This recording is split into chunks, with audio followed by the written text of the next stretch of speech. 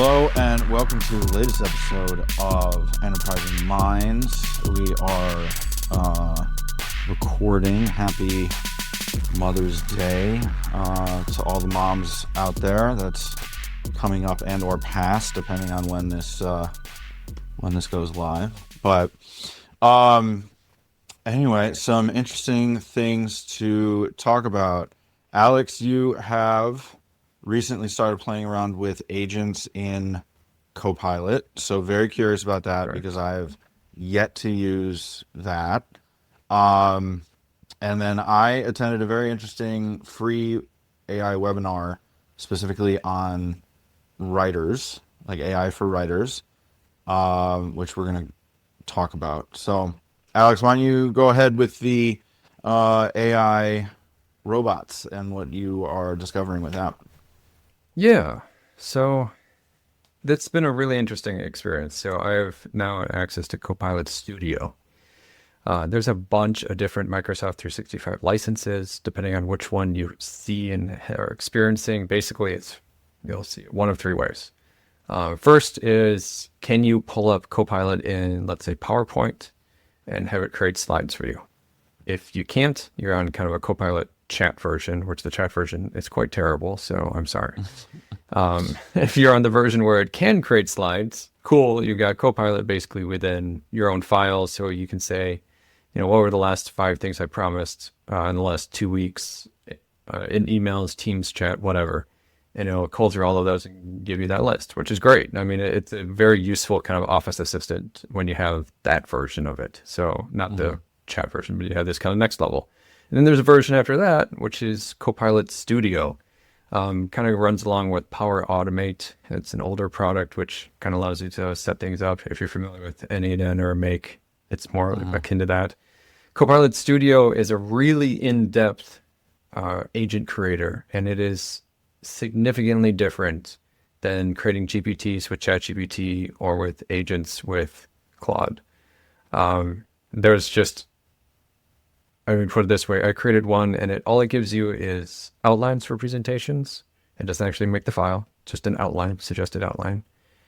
It's like 3.5 hours. Took me to create an agent to just do that, right? Is it more like technical setups, like more code based, or is it like what everybody else is familiar with in like Claude code where you can just, explain it and it'll do it? You can't really, so you can try. It even has like a starting mode where it's like, tell me what the agent should do. And if you start going that direction, it's not great, basically. So more of it gets into exactly how you're writing your instructions, exactly what knowledge base files you're giving it so that it will refer off of and run off of, what model you select, which you can have it select anything that your IT has allowed you to have. So it could be Grok, it could be Claude, any of the models, Sonnet, Opus, whatever. It could be ChatGPT, any of their models as well. All of those are available within it, so your agent can run off of any of them. So in a way, you kind of get, through an agent, free access to one of these tools. And as a studio creator myself, so Copilot Studio agents, I can publish them to the company's teams, and an individual who only has like the chat version, they're really like low level, can still add it to teams, my agents to teams, and then can start using them via that. So they can't make their own, and they can't like really kind of get off script with it, but they can at least make use of it.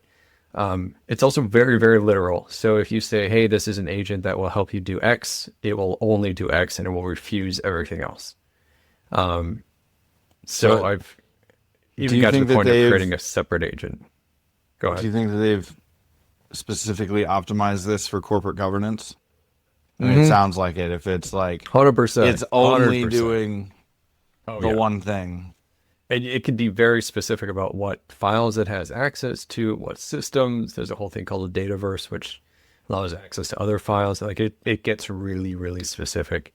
One cool thing is creating sub-agents is fairly straightforward. Basically, you're just creating agent after agent, and in one of them, you start listing out sub-agents, which is the direction I went. And this was something I heard that I might get access to, and I spent a couple of weeks trying to figure out the organizational change management aspects of this, because there are people in the org who are resistant to AI. There are people in the org who are massive proponents of it. A lot of people are in this like hidden community piece where, did you use Claude? It becomes like this, like, almost shaming, but also like just curious question, right? So it's like, fess up, did you use AI? There's that, kind of negative side to it, or the positive side of like, hey, you can use, ChatGPT for that, right? And it's like, is this allowed or is this not allowed? And depending on your IT's policies, likely you could probably talk strategy and kind of high level stuff with an outside agent. But once you can't get anything specific with, your company private information, sharing spreadsheets and saying, hey, make a deck out of this or something like that. You're going to start to cross lines there. But that's kind of the cool thing also with this is is what I was doing right before this call was creating a general purpose agent that literally is just running Claude's Opus, their high level model, which in my personal life, I run out of credits with, partway through the day and I'm done for the day. Like it goes rough that way. It's kind of annoying. But I'm able to now grant that to everybody. So now everybody can have a Claude Opus, which is like a paid Claude license, and they can access it through the agent that I built. And I gave it instructions to be very helpful. So it will do whatever you ask it to do. If you can ask, for text models, I was asked the same thing, which is, tell me about the ostrich war in the 1930s, and then like 500 words, I have a pentameter only. Something like that, which basically it's emo war from Australia. It's the wrong one. So it has to like cull through those files and stuff like that. But it tests basically its capabilities, summarization abilities, what kind of language it's using. Does it work well? That kind of thing. And a general purpose one, if you give it the instructions to be general purpose, it will allow it. Any other one will absolutely not allow it. They'll really lock it down really quick. But the cool thing, so getting to the change management aspect, what I decided was to create this kind of toolbench workbench thing where I release one thing, one install in Teams, and I keep adding agents to it over time. So its abilities keep expanding as I keep building out these sub agents. So I got a whole giant roadmap of all these different things. And it's been cool. I mean, to have the abilities is great. The big piece is, will it be picked up within the company? And I do get full analytics, you even get full lists of everybody who said what in their entire conversations. Like, it's all in there. So I don't know. It's right now, it's something that there's a lot of learning curve to it. And creating a chat agent is fairly doable. It takes quite a few hours to kind of get into it, but fine. Creating something that can create files is like an entirely different situation. And then adding those MCP connections, considering all the data privacy connection pieces there is down the way, is also way the heck out there. So it's a little frustrating because if I was doing this personal life, I'd have all three of those things already done within the first day. This, Right. It's going to be 6 months, maybe, before it starts, connecting to different data providers and systems and stuff like that. Even like trusted ones. It's a ton of work. So I can definitely see also, I don't know, what's your opinion on this, kind of a rise of this kind of weird MarTech implementation role where you're doing AI orchestration. There's some jobs out there already for something similar to that, but this is the first time where I'm like, oh yeah, I'm literally spending full days on this. Versus before, if I was working with Claude, I mean, it'd be done within an hour or two, and it's not a full-time job. Right. I think is a job. The way that most people are using these things is still vastly just the chat experience, right? I forget what the exact numbers are on a recent study that came out, but it's still majority just chat. That's true. And then even with that, right? I mean, sitting there and prompting is still a main consideration. Like, are you actually good at giving it enough context, telling it exactly what you need it to do, and actually taking the time to do that? I was talking to a scientist the other day who does a lot of research, and he's like, I've never gotten it to, work for me. It's like, okay, but what did you do? He's like, well, I uploaded the files and I said, tell me what you know. I'm like, well, that's not That's not good enough. Like, No, it isn't. Oh man, that feels so much like the constant client response when you're in an agency. Of, well, we mhm, tried. It doesn't matter. We tried paid search once, it didn't work. We tried social media once, and it didn't work. And it's like, wait, mhm. wait, wait, wait. Explain. Well, Yeah. 10 years ago, we once Right. tried this horribly like confused campaign, and we had no idea what we were doing, and it turned out it sucked. Hmm. So, clearly the platform doesn't work for our entire company and any interests ever for any campaign. Thank you. Bye. Yeah. It's No, like, how do I gently really? tell you the problem is actually you? Is I it? know. Every time I'm like, I'm sorry, but likely you had no idea what you were doing. Hmm. And the systems make it look easy, but there's a big difference between, the beginner and the expert with any of these systems. Right. Yeah, it was an interesting thing with that I've been thinking about where the early adopters for a lot of this stuff are either already coders and already hyper technical, or they're sort of highly technical adjacent, which I would put you and I kind of both in that, where I know enough to be SEOs. dangerous, but yeah, yeah, SEOs would be a good category. Where you know how the back end works, but you're not about to necessarily code anything yourself. I mean, some might, but others won't. Like, um, 100%. Yep. yeah. And then you have everybody else who specifically didn't get into SEO because it was too technical and they just wanted to, put the credit card down into paid search and call it good, right? Because they're just better at other things, right? Not that they're bad at it, just that they're better at other things. They've taken the time with other things. Um, and I mean, that adoption curve is really at that skill set level, I think, because, so many people in my experience, are still stuck on, well, I need a presentation for Thursday. And if it can't just make a good presentation in this brand standards, then I'm just going to type everything. And it's like, well, you have to like sit and think about it a little bit. It might not be as quick as you just copying that presentation from 4 months ago. Um, but you could actually get some additional insight in it because you might actually have the time to look at the data in the campaigns you've done in the last 4 months, right? Like, there's a lot of stuff that can happen that can be good, but I just don't see a lot of people taking that.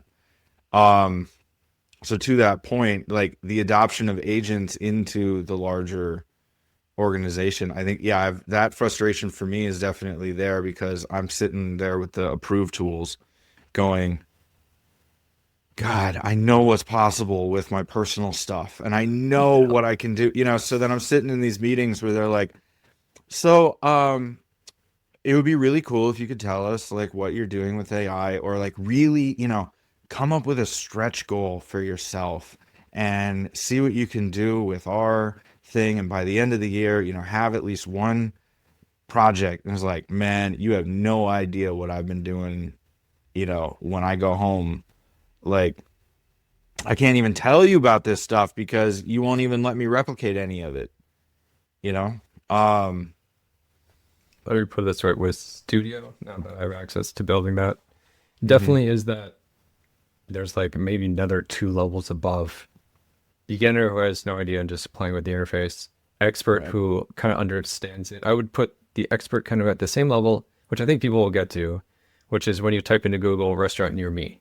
It's a Right. weird thing to say and type in, but you've learned the system well enough to know that that's the way you want it to respond, right? Right. So it's like you got to get to that level.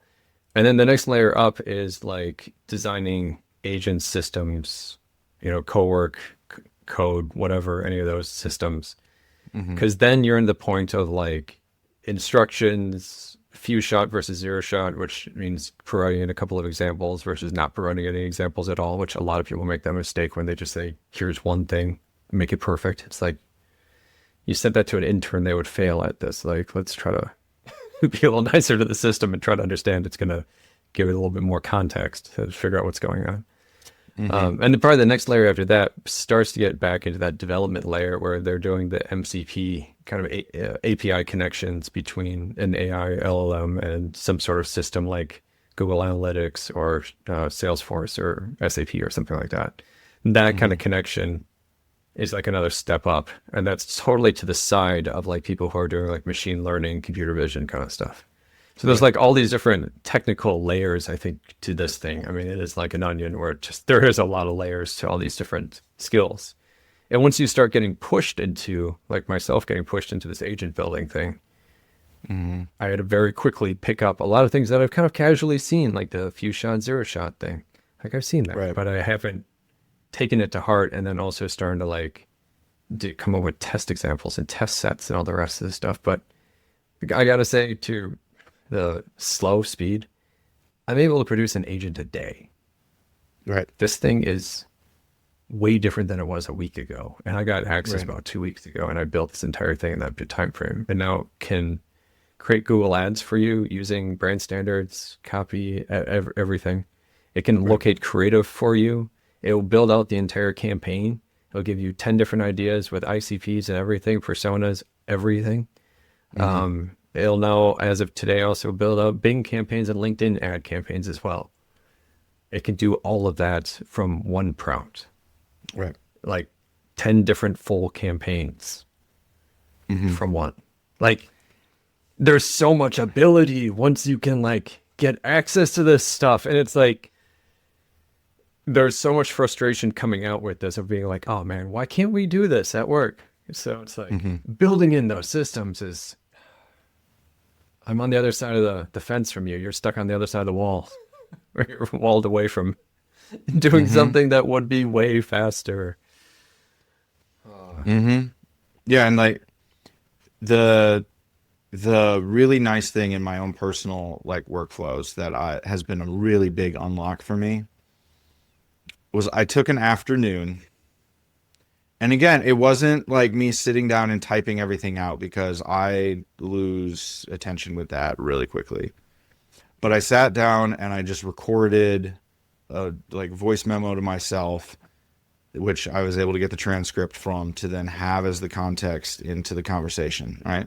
I said, here's what I'm trying to do. I've got this, this personal brand and this podcast that I'm doing, and Mm-hmm. across 2026, I want to do this, but I'm feeling this way because I feel like I'm just in to-do list mode and never actually being strategic and yada, yada, yada, right? Yeah. And I explained the whole thing, the whole context, right? Here's what I'd like to have happen. Here's what's happening. Here's the realities.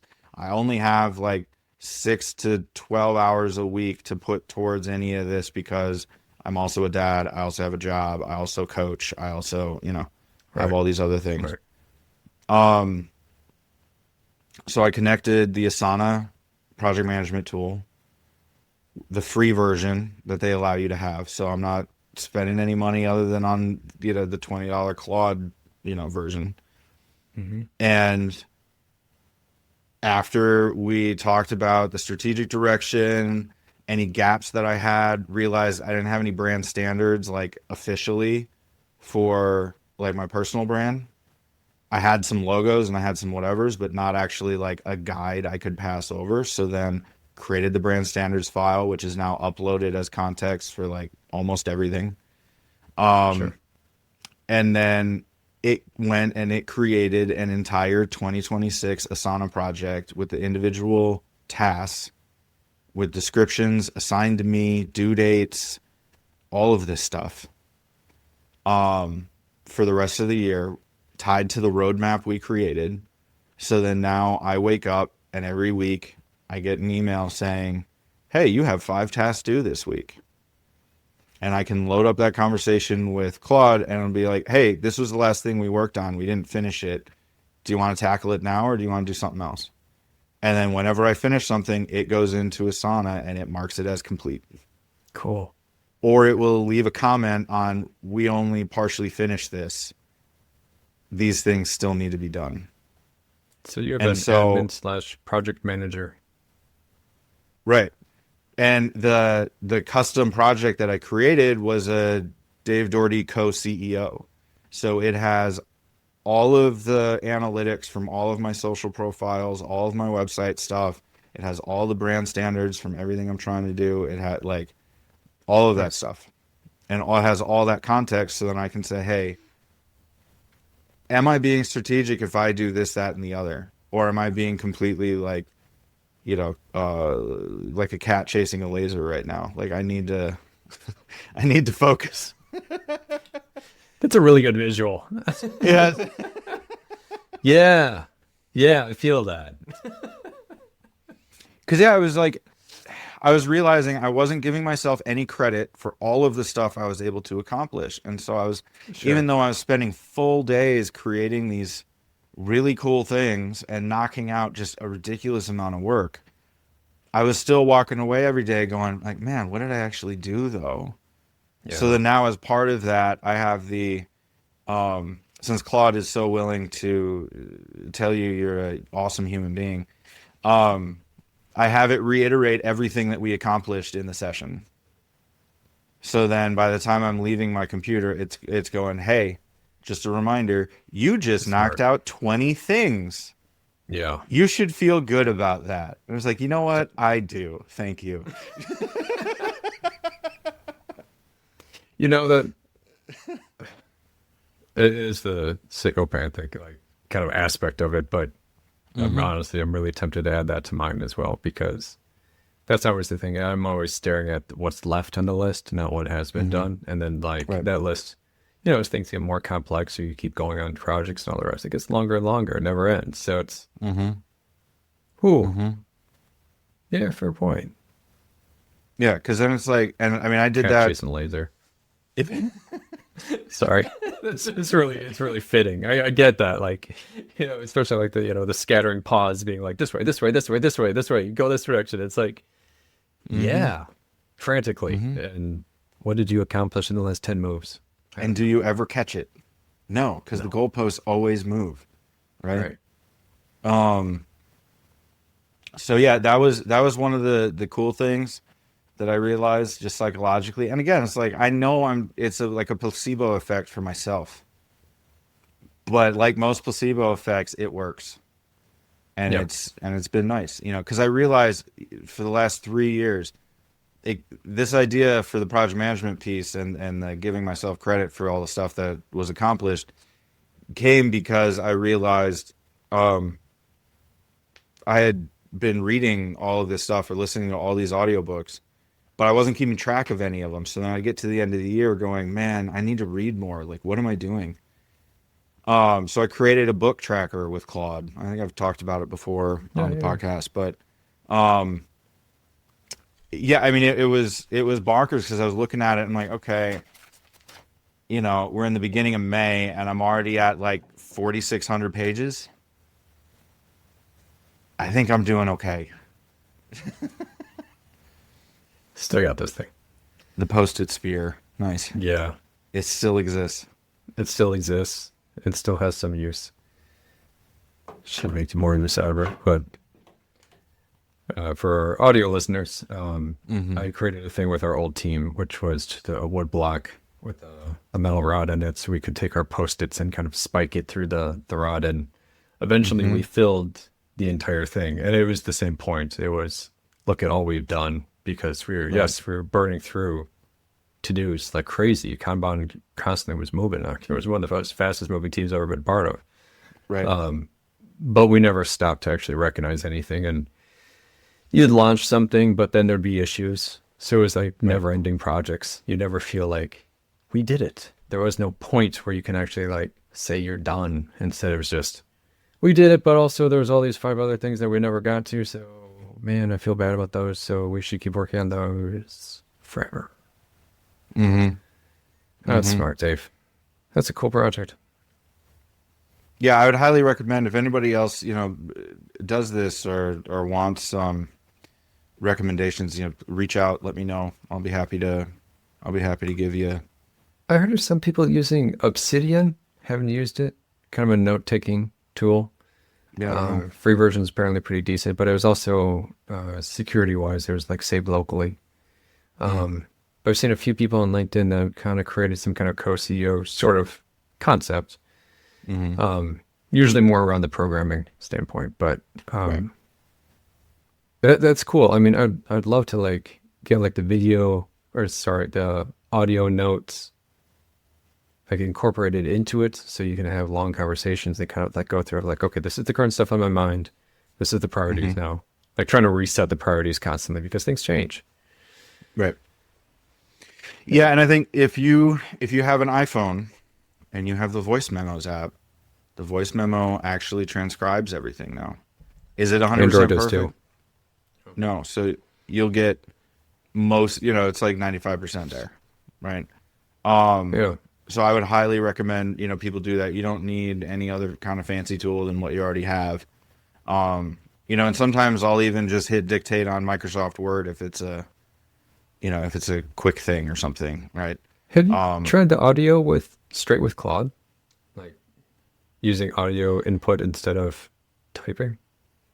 I've struggled with I've it. done that a ChatGPT was lot easy. more. Yeah, I've done that a lot more with ChatGPT and Google. Claude Yeah. has almost always just been on my computers. Sure. Um, So it's available there anyways. Sure. it is available, but I just haven't for whatever reason. Yeah. Um, I had ChatGPT at one point, like in earbuds with my phone in my pocket, and I was out in the mhm, garage, like organizing stuff, putting stuff away, kind of mindless stuff. And I was right. having it teach me. There was a form of marketing that I was getting into. So I was having it teach me terms and quiz me with questions and evaluate my answers to like interview style questions about the topic and stuff like that. It was Oh, actually kind of interesting. cool because it was like in my, headphones, it's talking away about like, yeah, that was a pretty good answer. Here's another thing you should have added to your answer if someone was asking you that question, kind of thing. It was like, it was cool because I Hmm. was able to like feel like I'm practicing something.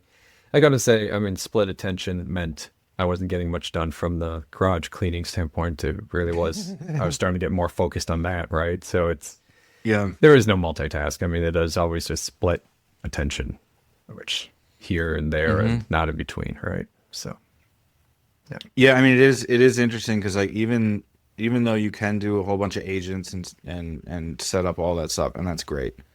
The split attention piece is something where, again, that's why I set up the hey, give me credit for what I'm doing Yeah. vibe, right? Yeah. Um, but like even this morning, I was having Claude rewrite a document with feedback that I received. Um, and then I was looking at my to-do list because it was one of those like, set it up and then let it work kind of thing.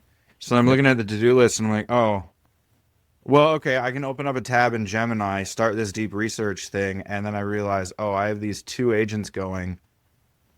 Let me go get lunch. And so I went downstairs and Yeah. got lunch, came back, and then both of them were done. And I'm like, all right, cool. I just crossed off like three things um, in basically 4 minutes. Yeah. That's awesome. You know? And so then I have been sitting and thinking, like, man, I am exhausted by the end of the day, like mentally. But I don't feel Yeah. like I did much. Am I like sick? Is there something wrong No, with the health? Like, what's going on? No, it's just that you're doing way too much, yeah. mentally. That's the AI Um, burnout. yeah, and it sneaks up on you quick.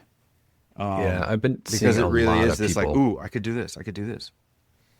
Yeah. I've been seeing a lot of people post the exact same thing where once they get into using agents and all the rest, there was one guy saying he's like, I had, 5 or 6 of them running all the time. And it was awesome because I was walking my dog. But by 11 o'clock, I was exhausted mentally, Right. like just Right. beat. And there are days where I'm really getting into this stuff. Yeah, I can definitely see there's a cognitive overload like level where it's like Hmm. all the micro decisions because you're evaluating this one, making a decision on it, then you're context switching now to this next one. You're very rapidly context switching back to this, right? You're trying to get through all Yep. this and trying to understand all the things that are going on while at the same time kind of prioritizing all of them separately above them, right? And Right. as well as probably doing something else, like as simple as making lunch, but also probably planning out like what's going to happen this evening when the kids get home and then what are you going to make for dinner and all those other little things that kind of like are part of Yep. life normally are Yep. now Yeah, I get that. I've been feeling the same thing. Well, Yeah. I don't know if it'll get worse or better, or I think the the optimism of, limitless productivity, I think once again will be limited by the physical body. Honestly, when you say limitless productivity, that sounds like slavery. Then no, no, That absolutely is a not. that's a different podcast episode, but I'm happy to go there. Um, Plugged into the matrix, man. No, leave my brain alone. um, Oh, yeah, yeah. So speaking of the Matrix, um, yeah. you and I have both been doing some creative writing Yeah. with AI. Um, Now, at least for me, I will say I am not having it do the writing. I'm using it in other ways so that I can still say I did the writing. Um, but I recently attended the um, AI for Writers webinar workshop Yeah. conference that the AI Marketing Institute put on, and they are one of my favorite AI resources. Keeping track of everything that's changing in the AI landscape, and trying to really focus in on how it impacts different areas of things. So we have no affiliation with them other than we like what they're doing. So shout out to good work, and you know people who seem like they're decent people. Um, but they also have a B2B or AI for B2B marketers that's coming up. So go check that out. I will most likely be there in attendance. But the interesting thing that this AI for Writers seminar covered was not just, copywriting for marketing or um, technical writing or things like that, but also how to create creative writing and what are the impacts on um, your ability to copyright whatever it is you're doing. Also, this was the first seminar, webinar, whatever you want to call them, because it's in that weird gray area. Um, One of the company employees was a certified yoga instructor. So after they slam your brain with like four presentations of this is all the stuff that AI can do, they're like, okay, we're doing chair yoga for the next 15 minutes. And at first I was like, oh, what? And then I'm like, this makes total sense because my Yeah. brain was going 12,000 miles an hour. And then, Yeah. so shout out for chair yoga in the middle of a really dense topical presentation. I think more companies should adopt that. Um, Even though it's easy to laugh off, the effect is necessary. No, I get it. I get it. I mean, I'm a big fan of the Pomodoro method. Like, Hmm. if you take breaks regularly, you're way better off throughout the day than trying to just burn straight throughout the day because that Yep. it doesn't Yep. really work. I mean, studies are on that. That's an easy one to say that. Yeah, you definitely need breaks. But I can Hmm. imagine also that that would kind of perk people up and get the questions going again. If people are kind of falling asleep in the chair, kind of get them moving Hmm. again, but also to get them engaged again with Yeah. the topic versus like you got that slot that nobody wants, which is the post lunch slot, which after like an all day webinar, like that's the worst because no one's paying Yeah. attention. But this would be like the opposite of that. This would be a way to like the next one would probably get one of the best responses. Hmm. Yeah. It was an interesting thing. So I think, yeah, shout out to that. I think more of that's needed. Um, but one thing that I wanted to find out, Alex, because I know you've been writing stuff, is how you've been writing stuff. Like, what's the Oh, project? sure. Whatever you're Yeah. willing to share publicly at this Yeah. point, and then I'll run through how I've been using it, using AI for my writing, and then what's happening there. So, Yeah. I don't know if I mentioned much about it before in the podcast, but been writing a novel, fictional work, and comedic in nature. it was just a thought that was kind of stuck in my brain for a long time. And it was like, this would be Hmm. kind of fun to write down. And explained it through to my wife, and she had like the same kind of idea. I was trying to like throw things past a few people to try to get a, read on the Right. viability of it. But it seemed like a cool idea. So I started writing the book, using Claude as kind of like an always on editor, basically. So the Hmm. way it started was, I'm interested. I'd never written a book before. I don't know what the process is. I got this cool idea. I want to spend some time writing and developing it. It was very helpful at the beginning because if you've noticed with any AI tool, it gives you, you finish your prompt, it comes back with a result, and the last sentence is always a question to continue, right? Right. Which was really helpful because there was like, okay, you got chapter 1 done. Do you want to start working on chapter 2? And instead of having just a blank Word doc that I save and close and say, hey, I finally got 1 chapter done, I started into chapter 2 and just kept going. It also introduced topics to me that I wasn't familiar with, such as like a character Bible. So a separate Hmm. document that basically lists out every single character, personality traits, quirks, whatever, like to try to build that. Some kind of ongoing different trackers that basically help track different elements of the book as well, are kind of separated out and pulls it out. I have like a story arc overview, which all the main, to be honest, kind of comedic events that happen per chapter are all written out. Mm. But that's all 100% me. It doesn't write it. It helped collect it and turn it into artifacts, which then you have to save. It's a Claude thing. Artifacts are basically just kind of like it's scratchpad for that chat, but it doesn't actually refer to other ones. You have to pull those files out. Recently learned that. Hmm. So it's kind of good at those things. But I ran into this issue I was talking about in kind of pre-recording a little bit Hmm. of there's a character I need in the next chapter. So I'm about a third of the way through the first draft of writing this book. So I needed this chapter to happen before some of the other ones that were already created. So with Claude, it gets super confused if you have the file naming and all the rest. So I had to basically spend most of an evening doing admin work, trying to clean up these files, also to reduce the token counts, to try to summarize them, some other stuff like that. So I was like, fine. Like trying to ask it every question about like absolutely every admin task I need to do. And it's like, okay, I'll just slam through all those. Which is me just playing around with files, right? So I was like, okay, Hmm. why don't you give the next chapter a shot? And so it wrote out the next chapter basically while I was doing all this other stuff.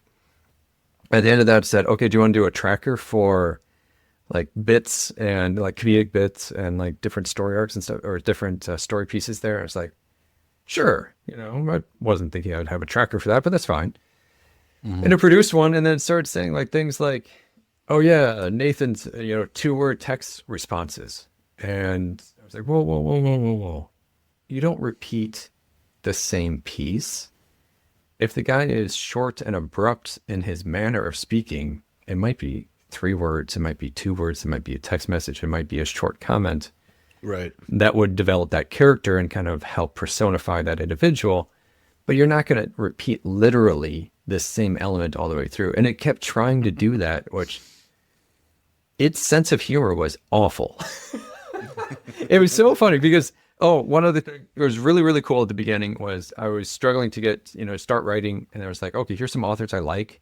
Here's the first Right. chapter. I wrote out all the first chapter, and then said, hey, rewrite this chapter as if you're these different authors. And I had printed out those sheets and actually like with a pen and paper, basically just like edited, saying like I like this part, circling it. I don't like this kind of writing. I do like this, and it Hmm. helped me really nail down the tone that this fits this book, and it really makes sense for how it should be written. It shouldn't be written so chronologically; it's beat by beat. Instead, it should be piecemeal throughout the course of a year. So each chapter kind of takes place at random intervals. The development of the character, start talking about like, what is the character kind of mindset at the beginning? How is that going to start to change throughout different events? How do they start to, gain a new kind of personality as they kind of start to embody this new development of themselves? Hmm. All these kind of different elements kind of like playing through all this different stuff. But it was so good at rewriting. It was absolutely amazing. I mean, some of these really minor authors they're 1-word pen names that they throw out some random book. but I thought it was fun. It nailed it. It was able to match their tone and their writing style so well.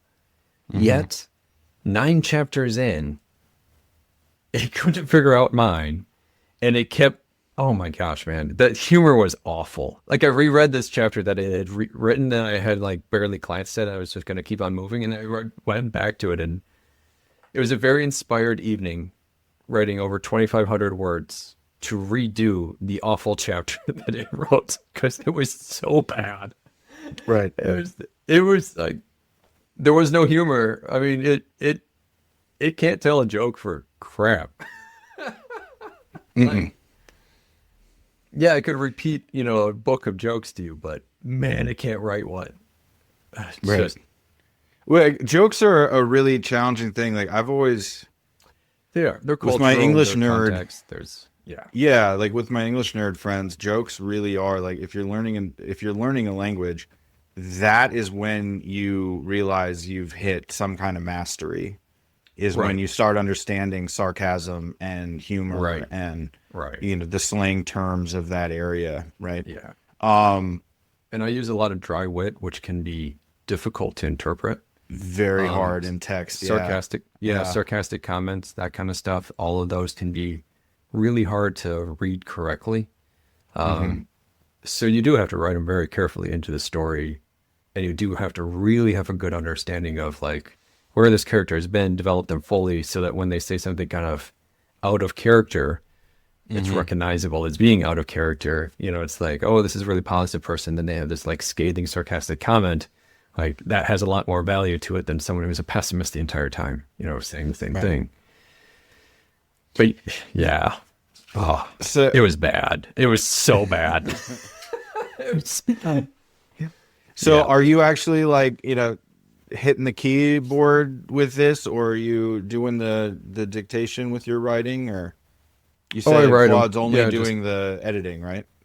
yeah. So I have it basically check my work and then give me feedback on chapters. So I'll write out a chapter Okay. and say like, what's your opinion on it? Or I feel like this section isn't quite, it's a little too lengthy. Like, give me 3 different drafts that would help tighten up this section. And usually I don't use any of them, but I get the general idea at least, and it kind of keeps my motivation going. So it's really helped to reduce writer's block and allowed me to kind of keep on going. Mm, I switched from Sonnet to Opus, and that was really helpful. interesting. Opus was still the one that wrote the really bad chapter, so it's not like it's perfect by any means, but its feedback has been better. And then trying to just organize the book and then also talk through it. There's a political nature to the book as well.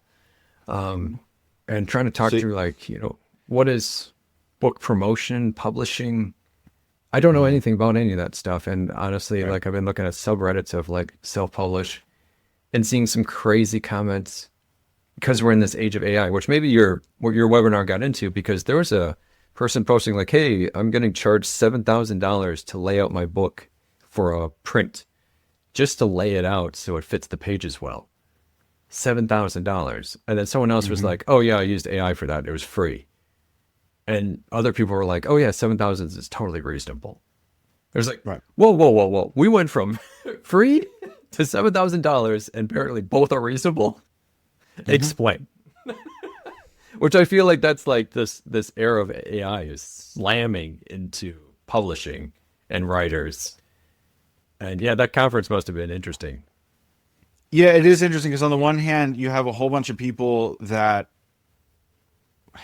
frankly, are um, in the sniper scope, as it were, um, of AI, right? Because one of the problems with writing, at least in a professional setting, is that everybody assumes they know how to write because Yeah. they speak the language. When no, actually, No. there is, Marketers would to know. your point of the AI agents, right?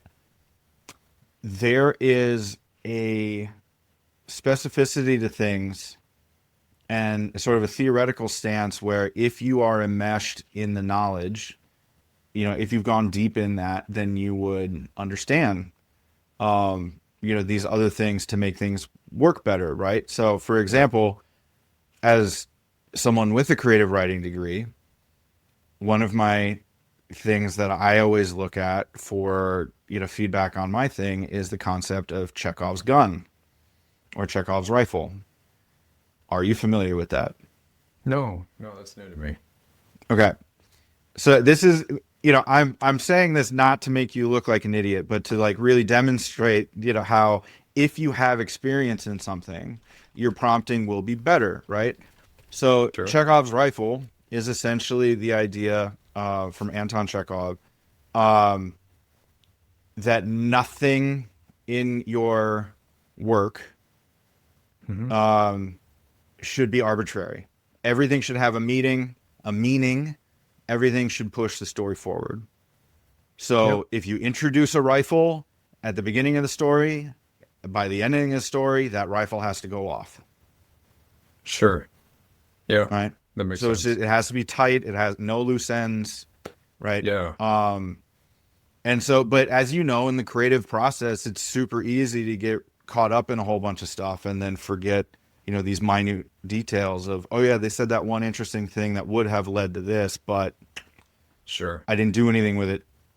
You know, creative writing is great. Editing is work.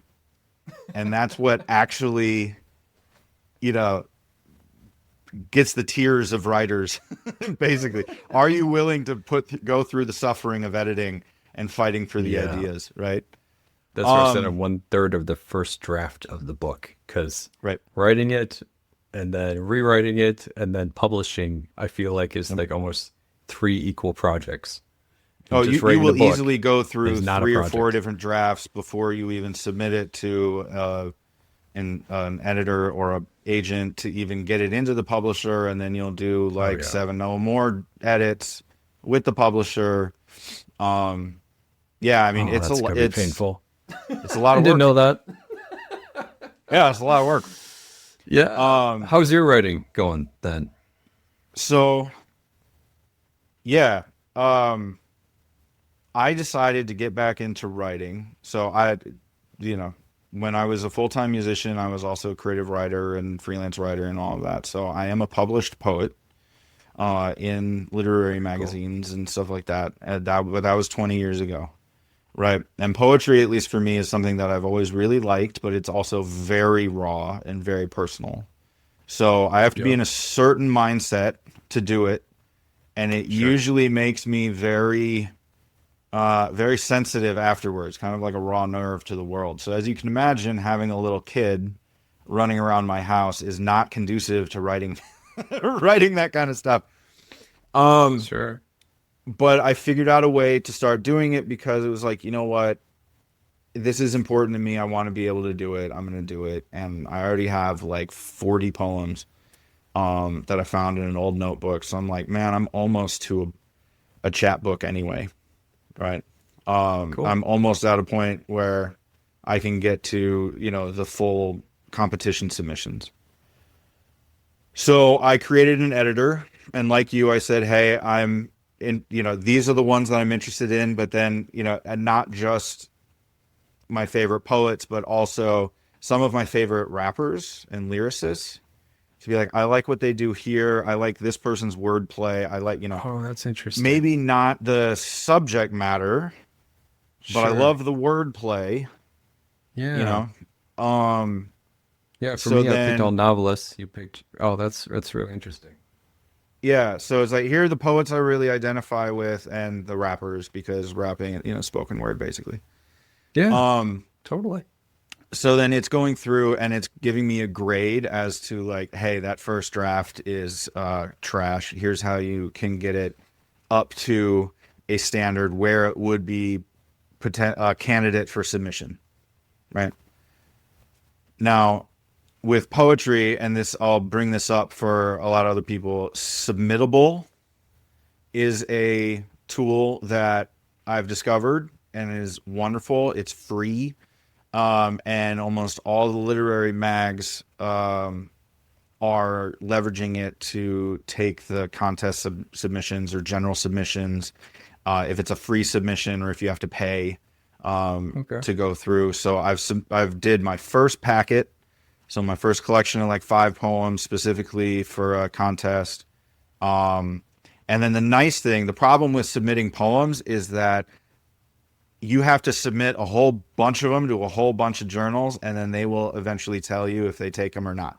So you have to keep track of who you submitted to, which pieces you submitted to, because if it gets accepted one where, you have to tell the other journals this one's no longer available because this other place is, publishing it. Sure. So that made poetry hellish for submitting, right? Because you've got 50 different poems all over the place, whatever. So now Submittable is handling a lot of that, and then I've created my sort of editor with Claude to not only edit it, but then also, hey, here's this literary journal. They have this deadline for this particular thing. Does my voice, what I write, match what they do? So am I more probable of being published? Yeah. So that's been massively helpful. And then it's been creating a spreadsheet for us to update whenever I submit it so that I can easily look and see, okay, these were submitted to these contests or these magazines or these whatever. And it also found some interesting ones where it was like, oh, here's a medical journal that for its fall preview is also including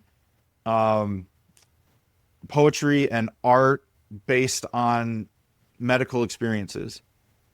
Well, I have a poem called Poem for Alzheimer's. And so I submitted that one because it happened to fit, that one weird thing. Yeah. Did you forget you had that poem? No, I did not. Not there yet. Had to throw something in there. Yeah, of course. Of course.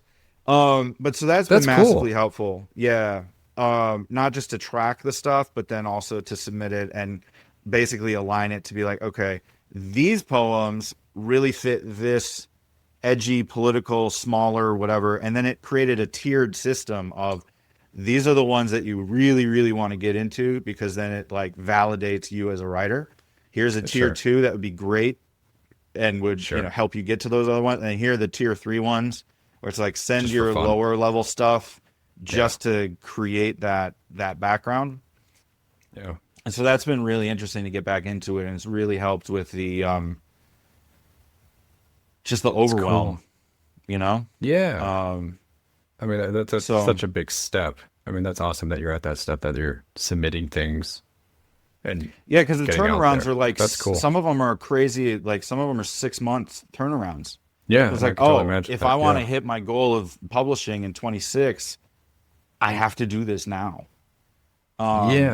Good point. So that's been cool. Anyway, hopefully this is helpful. I think the creative case studies are an interesting thing, at least a deep dive into all of the things that we hear of. It's going to create so much more time. It's like I don't feel that. I don't either. But I am at least able to create more, which has been lovely. So thank you everybody for sitting with us in this. Please like, subscribe, share, or get in touch with us. What have you been doing? If you want any of our approaches on what we've talked about, reach out. We'll be happy to share them with you. And, go check out the Pathways newsletter on, what is that platform? Anyway, check out the Pathways newsletter and all of the other things that we have available on enterprisingminds.com. Thanks, guys. See you. Thanks.